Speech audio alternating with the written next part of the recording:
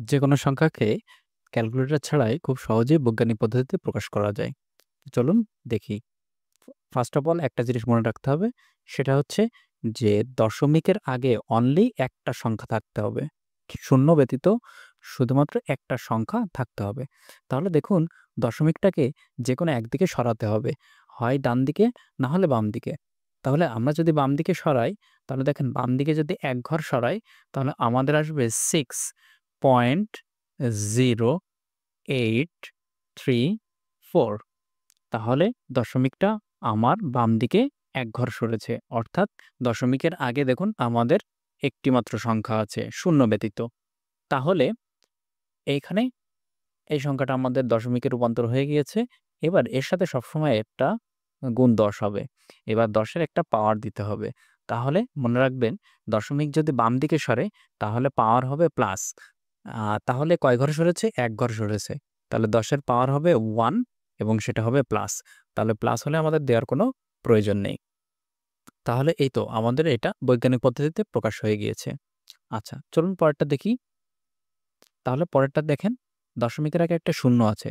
তাহলে আমি বলেছি শূন্য ব্যতীত অন্য যেকোনো সংখ্যা থাকতে হবে, শূন্য ব্যতীত যেকোনো সংখ্যা থাকতে হবে। তাহলে দশমিকটাকে আমাকে ডান দিকে সরাতে হবে। কয় ঘর সরবে? ১, ২, ৩, ৪। ঠিক আছে?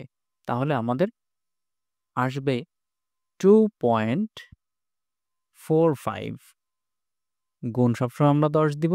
কোন দিকে সরেছে? ডান দিকে সরেছে। কয় ঘর সরেছে? ১, ২, ৩, ৪।